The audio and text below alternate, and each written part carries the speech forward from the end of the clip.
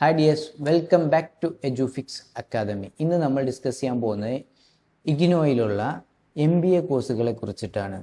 നമുക്കറിയാം, ഇന്ത്യയിൽ തന്നെ ഏറ്റവും വലിയ നമ്പർ 1 യൂണിവേഴ്സിറ്റിയാണ് ഇഗ്നോ എന്ന് പറയുന്നത്, Indira Gandhi national open university. National അക്രഡിഷൻസിൽ NAAC A++ grade ലഭിച്ച ആദ്യത്തെ ഓപ്പൺ യൂണിവേഴ്സിറ്റിയാണ് ഇഗ്നോ. NERF റാങ്കിങ്ങിൽ ഇന്ത്യയിലെ ഏറ്റവും മികച്ച ഓപ്പൺ യൂണിവേഴ്സിറ്റിയാണ് ഇഗ്നോ. അതുപോലെ തന്നെ ഗവൺമെൻറ് അക്രഡിഷൻസ്, റെഗുലേറ്ററി അപ്രൂവൽസ് ആയ UGCയുടെ പൂർണ്ണമായ മേൽനോട്ടത്തിൽ വർക്ക് ചെയ്യുന്ന ഒരു യൂണിവേഴ്സിറ്റിയാണ്. UGC റെക്കഗ്നീഷൻ ഉള്ള യൂണിവേഴ്സിറ്റിയാണ് Indira Gandhi national open university, DEB. ഇഗ്നോയുടെ എല്ലാ ഡിസ്റ്റൻസ് വിദ്യാഭ്യാസ കോഴ്സുകൾക്കും ഡെബിൻ്റെ അംഗീകാരമുണ്ട്. അതിൻ്റെ പൂർണ്ണ മേൽനോട്ടത്തിലാണ് ഈ ഒരു കോഴ്സുകളൊക്കെ നടത്തപ്പെടുന്നത്. അതുപോലെ തന്നെ all association of Indian university AIU അംഗീകാരമുള്ള യൂണിവേഴ്സിറ്റിയാണ് ഇഗ്നോ യൂണിവേഴ്സിറ്റി. പിന്നെ പ്രത്യേകം ചില കോഴ്സുകൾക്ക്, നമ്മൾ ഇന്ന് പറയാൻ ഉദ്ദേശിക്കുന്ന MBA പോലെയുള്ള കോഴ്സുകൾക്ക് പ്രത്യേക അംഗീകാരം ഉണ്ടായിരിക്കും. എന്താണ്? AICTE. എന്താണത്? All India council for technical education. അതിൻ്റെ അംഗീകാരം ഉണ്ട് MBA MCA പോലെയുള്ള കോഴ്സുകൾക്ക്. പിന്നെ നിങ്ങൾക്ക് B.Ed കോഴ്സ് ഇഗ്നോയിൽ നടത്തപ്പെടുന്നുണ്ട്. അതിന് NCTE, എന്താണ്, national council for teacher education, അതിൻ്റെ അംഗീകാരമുണ്ട്. പിന്നെ നമുക്ക് ചില നഴ്സിംഗ് കോഴ്സുകൾ നടത്തപ്പെടുന്നുണ്ട്. അതിന് INC-യുടെ അനുമതിയും ഉണ്ട്. പിന്നെയോ നിങ്ങൾക്ക് വിദേശ വിദ്യാഭ്യാസത്തിനും അതുപോലെ തന്നെ അവിടെ വിസയുമായി ബന്ധപ്പെട്ട കാര്യങ്ങൾക്കൊക്കെ നമ്മുടെ ഇഗ്നോയിലുള്ള കോഴ്സുകൾ ഉപയോഗപ്പെടും. മാത്രമല്ല WES, വേൾഡ് എഡ്യൂക്കേഷൻ സർവീസിൻ്റെ പൂർണ്ണമായ അംഗീകാരവും ഇഗ്നോക്ക് ഉണ്ട്. ദെൻ ഇഗ്നോക്ക് കോമൺവെൽത്ത് ഓഫ് ലേണിംഗ് COL-ൻ്റെ പല പുരസ്കാരങ്ങളും ലഭിച്ചിട്ടുണ്ട്. അപ്പോൾ നിങ്ങൾ ഇഗ്നോയിൽ ഒരു കോഴ്സ് എടുക്കുമ്പോൾ നിങ്ങൾക്ക് ഇത്രയും അക്രഡീഷൻസ്, അതുപോലെ അംഗീകാരങ്ങൾ, അതുപോലെ അപ്രൂവൽസ് ഒക്കെ ഈ ഓരോ കോഴ്സുകൾക്കും ഉണ്ടായിരിക്കും. അപ്പോൾ നമുക്ക് കോഴ്സിലോട്ട് പോകാം. ഇന്ന് നമ്മൾ ഡിസ്കസ് ചെയ്യാൻ പോകുന്നത് MBF എന്ന് പറഞ്ഞാൽ master of business administration in banking and finance എന്ന് പറഞ്ഞിട്ടുള്ള ഈ കോഴ്സാണ്. ഇതൊരു ഡിസ്റ്റൻസ് ലേണിംഗ് ആണ്. അത് നിങ്ങൾക്ക് വീട്ടിലിരുന്നു കൊണ്ടും ജോലി സ്ഥലത്തിരുന്നു കൊണ്ടും ഒക്കെ നിങ്ങൾക്ക് ഈ ഒരു കോഴ്സ് പൂർത്തീകരിക്കാവുന്നതാണ്. ഡ്യൂറേഷൻ വരുന്നത് 2 years ആണ് മിനിമം. ഇതൊരു PG പ്രോഗ്രാമാണ്. അതുകൊണ്ട് തന്നെ മാക്സിമം വരുന്നത് 4 years ആണ്. മീഡിയം എന്ന് പറയുന്നത് ഇംഗ്ലീഷിലാണ്. സ്പെഷ്യലൈസേഷൻ ബാങ്കിങ് ആൻഡ് ഫൈനാൻസ് എന്നാണ് കാണിക്കുക. പിന്നെ ഡിസ്ക്രിപ്ഷന് നിങ്ങൾ ഒന്ന് വായിച്ചു നോക്കുക. എന്താണ്? This program was launched as result of MOU between IGNO and IIBF in order to provide an avenue for postgraduate academic qualification for the members of the IIBF. അപ്പോൾ എന്താണ് പറയുന്നത്? അപ്പോൾ നമുക്കറിയാം MOU, അതുപോലെ തന്നെ IGNO ആൻഡ് IIBF, അത് banking മേഖലയിൽ, banking and finance മേഖലയിൽ എന്താണ് ഉള്ളൊരു ഇൻസ്റ്റിറ്റ്യൂട്ടാണ്.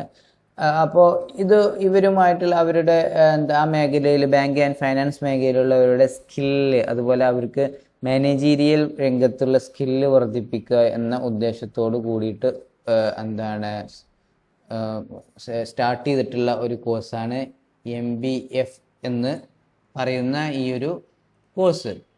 ഓക്കെ, അപ്പോൾ നമുക്ക് ഇതിൻ്റെ എലിജിബിലിറ്റി നോക്കാം. അപ്പോൾ എന്താണ്? Passed bachelor degree of minimum 3 years duration with at least 50% mark. 50% മാർക്കോട് കൂടിയിട്ട് നിങ്ങൾ 3 year bachelor degree complete ചെയ്തിട്ടുണ്ടായിരിക്കണം.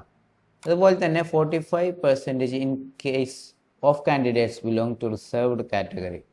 Reserved കാറ്റഗറിക്കാർക്ക് 45% മാത്രം മതി ഡിഗ്രിക്ക് മാർക്ക്. അവർക്കും ഈ ഒരു കോഴ്സിലോട്ട് അഡ്മിഷൻ എടുക്കാവുന്നതാണ്. ഫീസ് സ്ട്രക്ചർ എന്ന് പറയുന്നത് 16,000 രൂപയാണ്. രജിസ്ട്രേഷൻ ആൻഡ് അൽമെന്റ് ഫീ അടക്കം 16,700 ഫസ്റ്റ് സെമസ്റ്റർ സെക്കൻഡ് സെമസ്റ്ററിൽ 16, ഫോർത്ത് സെമസ്റ്ററിലും 16. തേർഡ് സെമസ്റ്ററിൽ 18,000 രൂപയാണ് third semester as an 8 credit project. 8 ക്രെഡിറ്റിന് പ്രൊജക്റ്റ് ഉണ്ടായിരിക്കും. അപ്പോൾ ഈ പ്രോഗ്രാം കോർഡിനേറ്റർ അതുപോലെ അവരുടെ പേര് ഇവിടെ കൊടുത്തിട്ടുണ്ട്. ഇനി എന്താണ് ഡീറ്റെയിൽ? സെമസ്റ്റർ 1-ൽ നിങ്ങൾക്ക് പഠിക്കാനുള്ളത് MMBC 1 മുതൽ MMBC 007 വരെയുള്ള സബ്ജക്റ്റുകളാണ്. ഇതിൽ MMBC 4ഉം 5ഉം ആണ് നിങ്ങൾക്ക് പ്രോബ്ലം പേപ്പർ ആയിട്ട് വരുന്നത്. ഓക്കെ. ഇനി സെക്കൻഡ് സെമസ്റ്ററിലോട്ട് പോകുന്ന സമയത്ത് MMBC 008 മുതൽ MMBC 014 വരെയാണ്. ഇതിൽ MMBC 014ഉം അതുപോലെ തന്നെ MMBC 010ഉം ആണ് നിങ്ങൾക്ക് ഒരു പ്രോബ്ലം പേപ്പർ ആയിട്ട് വരുന്നത്. ഇനി തേർഡ് സെമസ്റ്ററിലോട്ട് വരുന്ന സമയത്താണ് നിങ്ങളുടെ ബാങ്കിങ് ആൻഡ് ഫൈനാൻസ് എന്ന് പറഞ്ഞിട്ടുള്ള ഈ ഒരു കോഴ്സുകളിലേക്ക് നിങ്ങൾ പോകുന്നത്. ഇത് എല്ലാവർക്കും കോമൺ ആണ്. തേർഡ് സെമസ്റ്ററിൽ എല്ലാ MBAക്കാർക്കും ഈ ഒരു ഇത് കോമൺ കോഴ്സാണ്. അതുപോലെ തന്നെ നിങ്ങൾക്ക് 4 courses from any one of the specialisation. നിങ്ങളുടെ സ്പെഷ്യലൈസേഷനിൽ നിന്ന് നിങ്ങൾ 4 സബ്ജക്റ്റുകൾ തിരഞ്ഞെടുക്കും. കോഴ്സുകൾ എന്ന് പറഞ്ഞ സബ്ജക്റ്റുകൾ തിരഞ്ഞെടുക്കണം, പേപ്പറുകൾ തിരഞ്ഞെടുക്കണം. നമുക്ക് രജിസ്റ്റർ ചെയ്യുന്ന സമയത്ത് തേർഡ് സെമസ്റ്ററിലോട്ട് രജിസ്റ്റർ ചെയ്യുന്ന സമയത്ത് നമ്മൾ തിരഞ്ഞെടുത്ത് തരും നിങ്ങളുടെ കോഴ്സ് ഏതാണ് അതിനടിസ്ഥാനമാക്കി. ഫോർത്ത് അതുപോലെ നിങ്ങൾക്ക് ഒരു പ്രൊജക്റ്റും ഉണ്ടായിരിക്കുന്നതാണ് കേട്ടോ തേർഡ് സെമസ്റ്ററിൽ. അതുപോലെ തന്നെ ഫോർത്ത് സെമസ്റ്ററിൽ വരുമ്പോൾ ഇത് കോമൺ 4 സബ്ജക്റ്റുകളാണ്. And 3 courses from any one of the specialisation. നിങ്ങളുടെ സ്പെഷ്യലൈസേഷനിൽ നിന്നും കുറച്ച് സബ്ജക്റ്റുകളുടെ ലിസ്റ്റ് തരും. അതിൽ നിന്നും നിങ്ങൾ എന്ത് ചെയ്യണം? 3 സബ്ജക്റ്റുകൾ തിരഞ്ഞെടുക്കണം. പ്ലസ് ഈ ഒരു തേർഡ് സെമസ്റ്ററിൽ നിങ്ങൾക്ക് ഒരു പ്രൊജക്റ്റ് ഉണ്ടായിരിക്കുന്നതാണ്. അപ്പോൾ പ്രൊജക്റ്റ് എങ്ങനെ ചെയ്യണം എന്നുള്ള കാര്യങ്ങളൊക്കെ നമ്മൾ വീഡിയോ ചെയ്തിട്ടുണ്ട്. അപ്പോൾ അത് നോക്കാം. ഏതെല്ലാം റീജിയൻ സെൻറ്ററിലും ഏതെല്ലാം സ്റ്റഡി സെൻറ്ററിലാണ് ഈ കോഴ്സ് നമുക്ക് ചെയ്യാൻ പറ്റുന്നത് എന്നുള്ളത് നോക്കാം. ഇന്ത്യയിലെ ഏത് സ്റ്റഡി സെൻറ്ററിലും നിങ്ങൾക്ക് ചെയ്യാവുന്നതാണ്. ഏത് എക്സാം സെൻറ്ററിലും എക്സാം എഴുതുന്നതാണ്. നമ്മൾ അടുത്തുള്ളത് എവിടെയെന്നുള്ളത് നോക്കാം. റീജിയൻ സെൻറ്റർ എന്താണെന്നും സ്റ്റഡി സെൻറ്റർ എന്താണെന്നും അറിയാത്തവർ നമ്മുടെ വീഡിയോ ചെയ്തിട്ടുണ്ട്, അതൊന്ന് നോക്കാവുന്നതാണ്. അപ്പോൾ കൊച്ചിൻ റീജിയൻ സെൻറ്ററിൻ്റെ അണ്ടറിൽ ഈ 3 കോളേജുകളാണ് ഉള്ളത്. നെക്സ്റ്റ് വരുന്നത് ട്രിവാൻഡ്രത്തായിരിക്കും. നമുക്ക് ട്രിവാൻഡ്രം നോക്കാം. ട്രിവാൻഡ്രത്ത് 2 കോളേജസ് ആണ് അവൈലബിൾ ആയിട്ടുള്ളത്. കോളേജ് പേരൊന്ന് നോക്കൂ കേട്ടോ. അപ്പോൾ ഇനി നമുക്ക് വടകര റീജിയൻ സെൻറ്ററിൻ്റെ അണ്ടറിൽ 3 കോളേജുകളാണ് അവൈലബിൾ ആയിട്ടുള്ള കോളേജുകളൊക്കെ ഒന്ന് ശ്രദ്ധിക്കുക. അവരവരുടെ റീജിയൻ്റെ സെൻറ്ററിൻ്റെ അടുത്തുള്ള വടകര എന്ന് പറഞ്ഞാൽ ഏകദേശം വടക്ക് ഭാഗം. പിന്നെ കൊച്ചി എന്ന് പറയുമ്പോൾ ഏകദേശം സെൻട്രൽ ഭാഗം. അതുപോലെ തന്നെ ട്രിവാൻഡ്രം എന്ന് പറഞ്ഞാൽ തെക്ക് ഭാഗം. അപ്പോൾ ആ ഒരു റീജിയൻ ഭാഗത്തുള്ളവർക്ക് അവരുടെ അടുത്തുള്ള കോളേജുകൾ ഞാനിപ്പോൾ ലിസ്റ്റ് ബ്ലൂ കളറിൽ മാർക്ക് ചെയ്ത് കാണിച്ചു തന്നല്ലോ. അപ്പോൾ അതിലേതെങ്കിലും കോളേജ് നിങ്ങൾക്ക് സെലക്ട് ചെയ്യാവുന്നതാണ്. നിങ്ങൾ ഈ ഒരു സെൻറ്റേഴ്സ് തിരഞ്ഞെടുത്താലും നിങ്ങൾക്ക് എക്സാം ഈ ഇഗ്നോയിലുള്ള ഇപ്പോൾ ഇതിലല്ല, ഇഗ്നോയിൽ കുറേ സ്റ്റഡി സെൻറ്റേഴ്സും എക്സാം സെൻറ്റേഴ്സും ഉണ്ട്. ഓരോ ജില്ലയിൽ തന്നെ നമുക്ക് ഏകദേശം 3-4 സെൻറ്റേഴ്സ് വരുന്നുണ്ട്. 2 to 3, 4 അങ്ങനെയാണ് വരുന്നത് ഓരോ ജില്ലയിലും. അപ്പം നിങ്ങൾക്ക് ആ ഒരു സെൻറ്ററിൽ പോയിട്ട് എക്സാം സെൻറ്ററിൽ പോയിട്ട് നിങ്ങൾക്ക് എക്സാം എഴുതാം. ഈ സ്റ്റഡി സെൻറ്ററിൽ തന്നെ എഴുതണമെന്നില്ല. ആ സമയത്ത് നിങ്ങൾ ചിലപ്പോൾ വേറെ സ്ഥലത്താണെന്നുണ്ടെങ്കിൽ അവിടെ വെച്ചിട്ട് എഴുതാം. നിങ്ങൾ ഈ സ്റ്റഡി സെൻറ്റർ ആണ് നിങ്ങളുടെ ഈ ഒരു കോഴ്സ് കോർഡിനേറ്റ് ചെയ്യുന്ന, കോഴ്സുമായി ബന്ധപ്പെട്ട കാര്യങ്ങളൊക്കെ നിങ്ങൾ ഇൻഫോം ചെയ്യുന്നത്, അതുപോലെ തന്നെ കോണ്ടാക്ട് ക്ലാസ്സൊക്കെ നടത്തുന്നത്.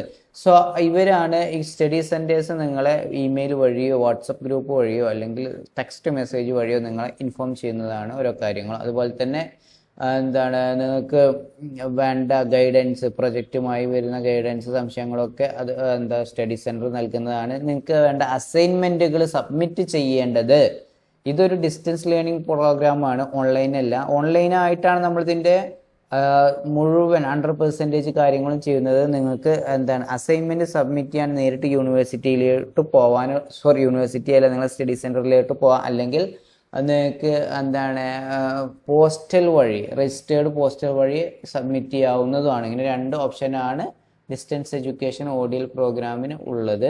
അപ്പോൾ നമ്മൾ ഡിസ്കസ് ചെയ്ത് ഈ ഒരു പ്രോഗ്രാം നമ്മൾ ഡിസ്കസ് ചെയ്ത് ഡിസ്റ്റൻസ് ലേണിംഗ് ആണ്, ഓൺലൈൻ പ്രോഗ്രാം അല്ല. അപ്പോൾ നിങ്ങൾക്ക് ഓൺലൈനും ഈ ഡിസ്റ്റൻസ് തമ്മിലുള്ള മാറ്റം എന്താണ്? നിങ്ങൾക്ക് ഈ ഒരു ഡിസ്റ്റൻസ് നിങ്ങൾ എക്സാം എഴുതാൻ നിങ്ങൾ സെൻറ്ററിൽ പോകണം. അതുപോലെ തന്നെ പെൻ ആൻഡ് പേപ്പർ യൂസ് ചെയ്തിട്ടാണ് നിങ്ങൾ ഈ ഒരു എക്സാം എഴുതേണ്ടത്. അതുപോലെ തന്നെ നിങ്ങൾക്ക് അസൈൻമെൻറ്റ് സബ്മിറ്റ് ചെയ്യാൻ ഒന്നുകിൽ സ്റ്റഡി സെൻറ്ററിൽ പോകാം, അല്ലെങ്കിൽ സ്റ്റഡി സെൻറ്ററിൻ്റെ രജിസ്റ്റേർഡ് പോസ്റ്റൽ അഡ്രസ്സിൽ എന്താണ് പോസ്റ്റ് ചെയ്യാവുന്നതാണ്.